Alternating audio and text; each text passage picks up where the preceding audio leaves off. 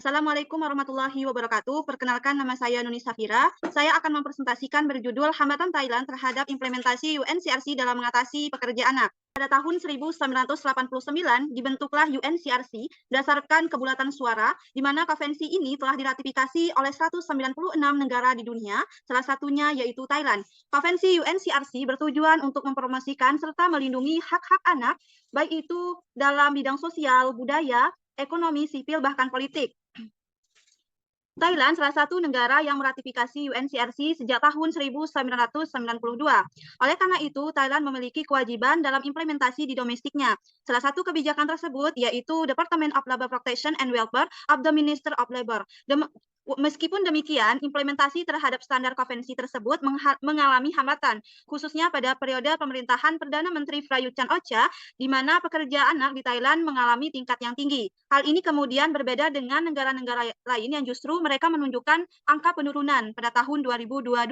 Salah satunya yaitu Indonesia, yaitu sekitar 1,01 juta pekerja anak atau sekitar 40.000 dari tahun sebelumnya.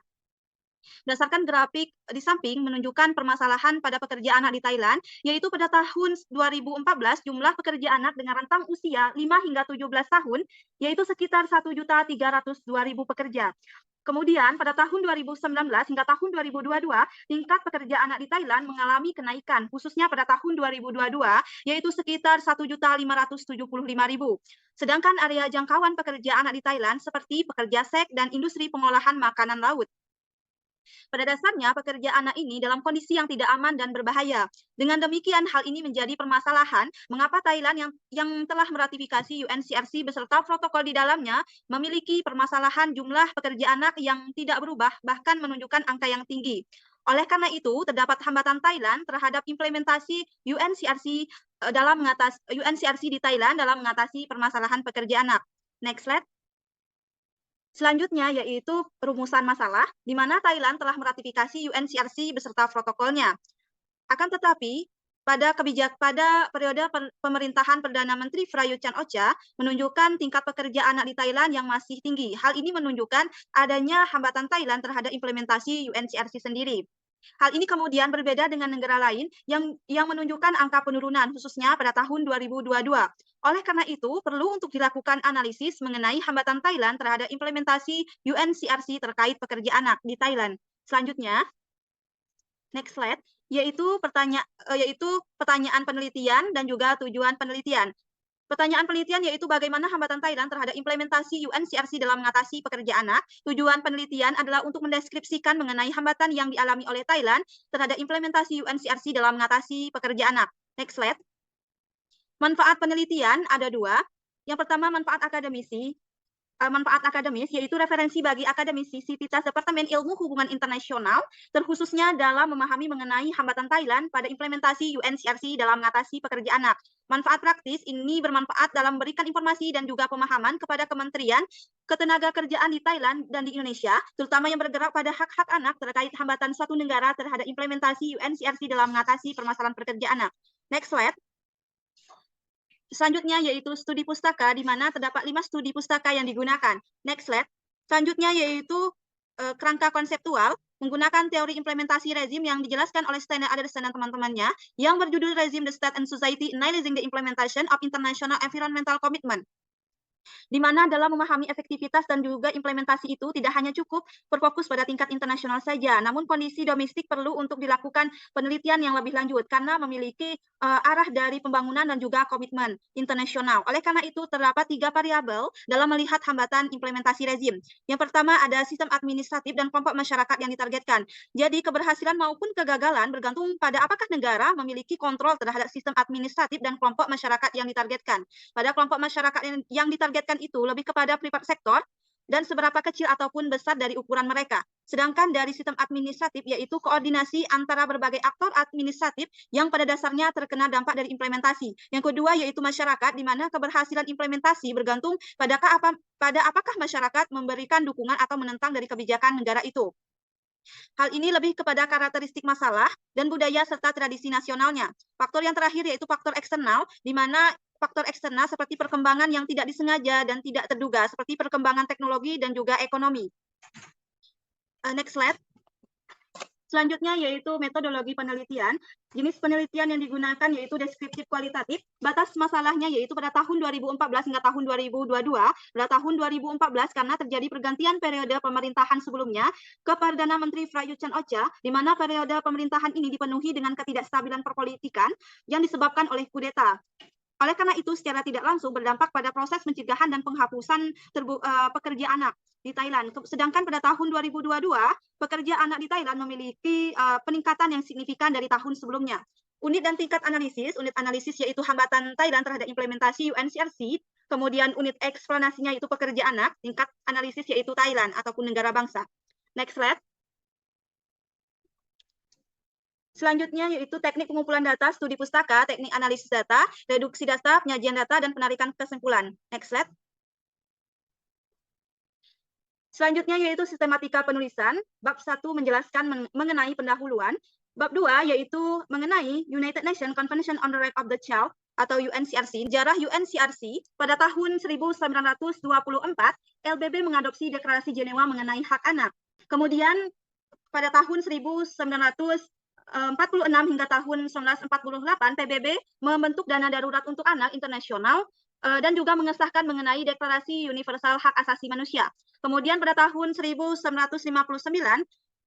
Majelis Umum PBB mengadopsi tentang hak-hak anak, di mana dalam hal ini mengakui tentang hak anak atas bermain, kemudian memperoleh pendidikan, kemudian juga lingkungan yang mendukung, serta layanan kesehatan.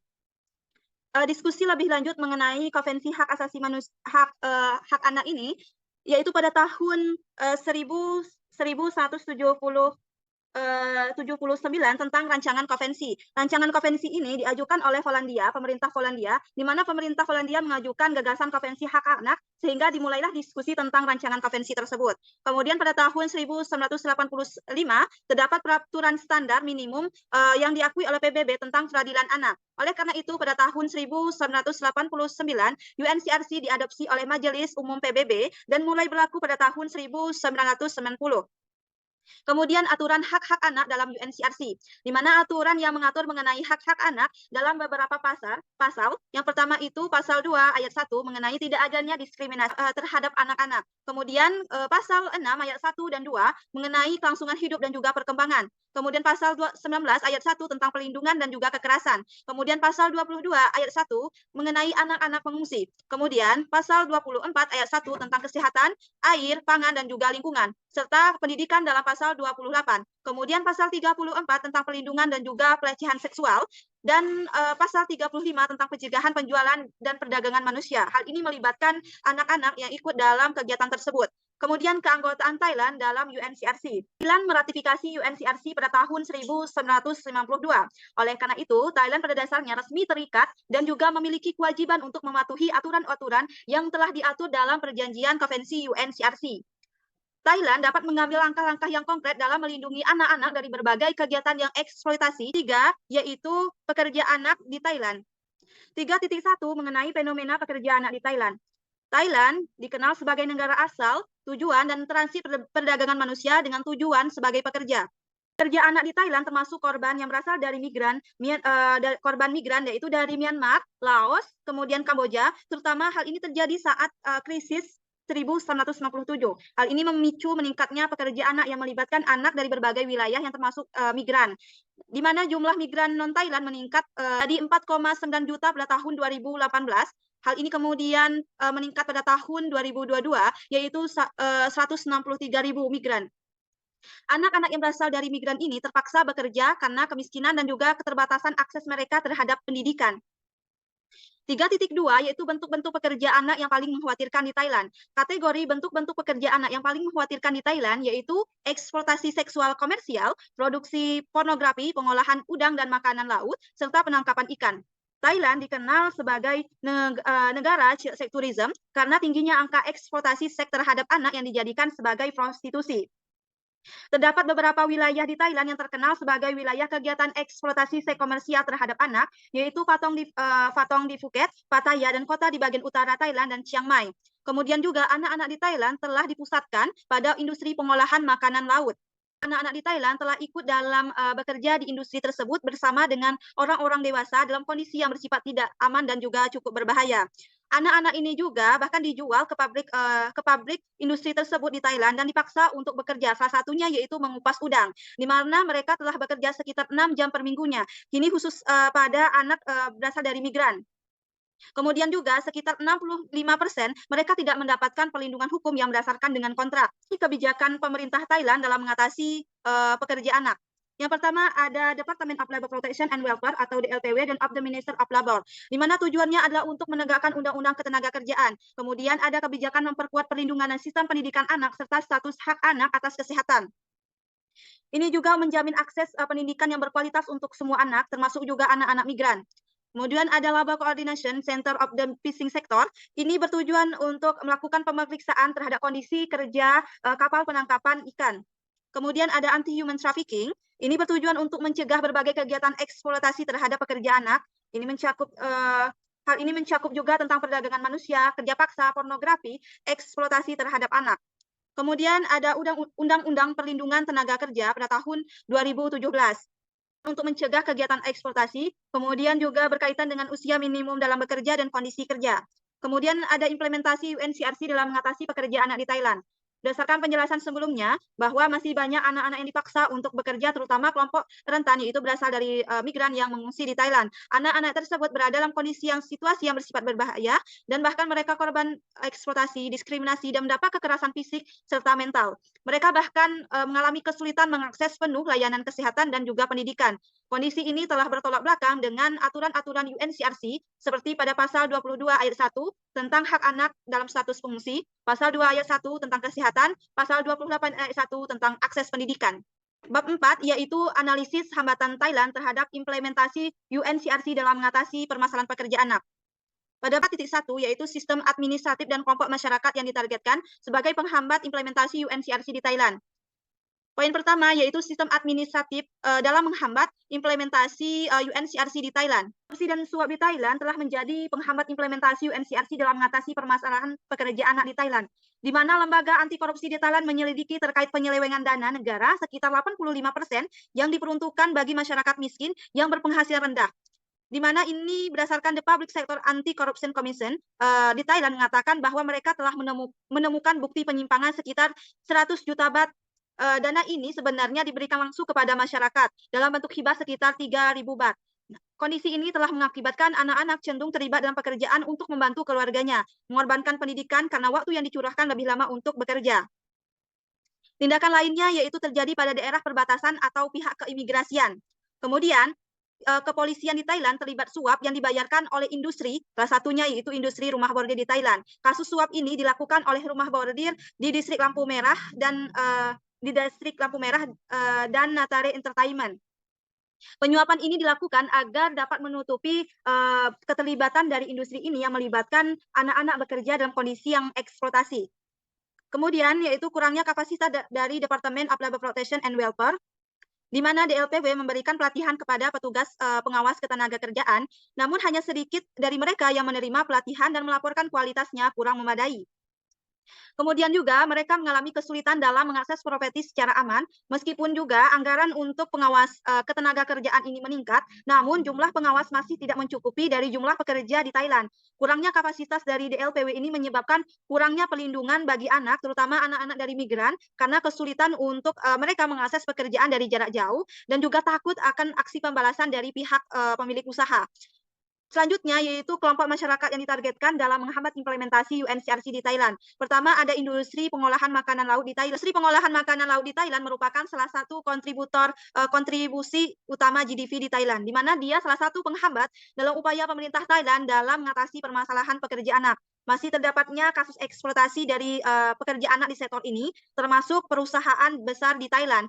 Salah satunya yaitu Thai Union Group dan pabrik Gingfeling, di mana pekerja anak di Thailand, baik itu yang berasal dari migran atau anak-anak yang berasal dari asli Thailand sendiri. Mereka seringkali bekerja dalam kondisi yang bersifat tidak aman, mereka bahkan dibayar dengan cukup rendah, terutama dan juga pada proses pengupasan dan pengolahan udang yang bersifat tidak aman. Bahkan mereka menghabiskan sekitar 16 jam sehari dengan kondisi tangan mereka yang sakit karena udang tersebut direndam dalam air es. Kondisi ini telah menghambat dalam upaya pemerintah Thailand yang sesuai dengan konvensi UNCRC dalam mengatasi permasalahan pekerja anak. Selanjutnya yaitu rumah bordir. Para pelaku usaha rumah bordil telah memanfaatkan anak-anak di bawah umur untuk dipekerjakan sebagai pekerja seks. Salah satu rumah bordil yang terkenal di Thailand yaitu Victoria Secret di wilayah Kuang, di mana rumah bordil tersebut telah mempekerjakan lebih dari sekitar 110 orang dewasa, dan juga ini termasuk juga anak-anak yang berusia di bawah 18 tahun. Rumah bordil ini telah terlibat dalam mempekerjakan anak-anak di bawah umur. Seharusnya anak-anak tersebut tidak boleh dipekerjakan karena sesuai dengan aturan UNCRC dan juga kebijakan dari pemerintah Thailand yang melarang adanya anak-anak di bawah umur terlibat dalam pekerjaan. Salah satunya bersifat eksploitasi. Kemudian perantara tenaga kerja, di mana para migran gelap seringkali bergantung pada perantara tenaga kerja dalam membantu mereka memfasilitasi perekrutan pekerjaan. Namun, perantara tenaga kerja ini terkadang mengenakan biaya yang cukup tinggi dalam proses migrasi, dan bahkan mereka membebani para migran dengan utang. Kemudian juga mereka bahkan bekerja sama dengan pengusaha besar dan para aparat penegak hukum dalam mempermudah urusan dalam proses perekrutan pekerjaan. Perantara tenaga kerja ini telah melakukan penipuan dengan cara memberikan janji-janji dengan peluang kerja dengan gaji yang tinggi. Namun mereka malah dipaksa dan juga dieksploitasi. Salah satunya yaitu pekerja di bidang industri seks dan juga industri pengolahan makanan laut di Thailand. Kondisi ini juga telah menjadi penghambat Thailand dalam implementasi UNCRC dalam mengatasi permasalahan pekerja anak. Selanjutnya yaitu pengaruh budaya dan tradisi nasional dalam masyarakat Thailand sebagai penghambat implementasi UNCRC dalam mengatasi permasalahan pekerja anak. Pengaruh budaya ini ada 3, yaitu pertama, dari faktor sejarah, di mana praktik perdagangan manusia termasuk anak-anak telah menjadi bagian dari sejarah Thailand sejak zaman Kerajaan Ayutthaya, periode tahun 1350 sampai 1767. Industri rumah bordil terletak di dekat kota-kota Ayutthaya, di mana wilayah tersebut ditempati oleh para migran yang berasal dari Tionghoa, di mana mereka menggunakan jasa pelayanan dari pekerja seks komersial termasuk pekerja anak. Lebih lanjutnya, terdapat salah satu orang Eropa yang berasal dari Prancis, di mana dia mengatakan bahwa terdapat seorang pejabat membeli wanita untuk menjadi pelayannya, itu menjadi pekerja seks. Dalam hal ini, terdapat istilah yang digunakan sebagai pekerja ini, yaitu wanita yang ditempatkan, yaitu mengacu pada perempuan yang diperdagangkan dan juga diperbudak untuk melayani mereka.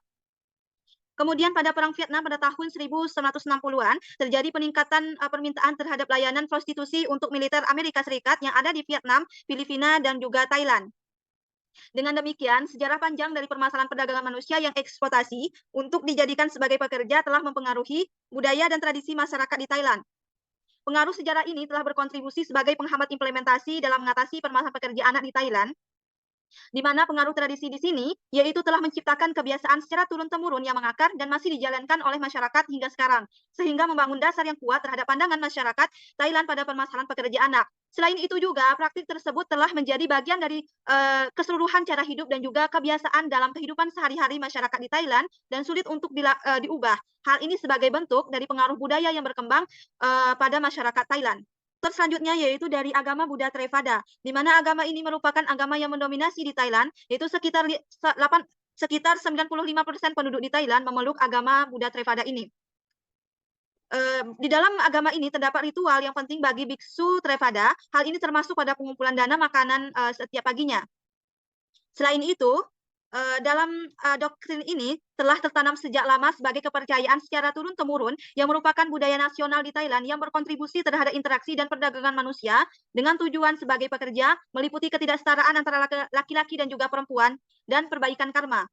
Dominasi agama Buddha Theravada di Thailand, di mana agama ini telah memberikan pengaruh yang kuat terhadap budaya dan kehidupan sosial di Thailand, dengan sebagian besar penduduknya menganut doktrin Theravada tersebut, di mana dampak terhadap ketidaksetaraan gender yang menekankan pada pencerahan ini cenderung menguntungkan pihak laki-laki dan bersifat diskriminasi hak asasi manusia terhadap perempuan. Pengaruh dari konsep karma baik ini, di mana pandangan tentang karma dalam agama Theravada ini menyebabkan keyakinan bahwa nasib seseorang ditentukan oleh perbuatan mereka di kehidupan sebelumnya. Ini menciptakan pandangan bahwa perempuan dilahirkan dengan karma yang lebih rendah dibandingkan dengan laki-laki. Ini memperkuatkan gender yang ada.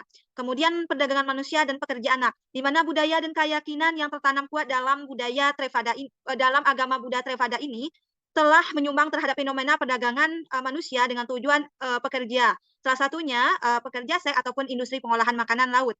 Anak-anak sering menjadi korban dalam praktik ini dengan sebagian besar uang mereka dihasilkan dikirim ke keluarganya, kemudian juga sebagian besar dialihkan untuk sedekah di kuil. Kondisi ini telah menghambat implementasi UNCRC dalam mengatasi permasalahan pekerja anak. Kemudian landasan pemikiran orang tua, di mana landasan ini telah mengakar akibat dari proses sejarah dan kepercayaan. Hal ini telah dijelaskan dari sejarah dan juga agama Buddha Theravada sebelumnya.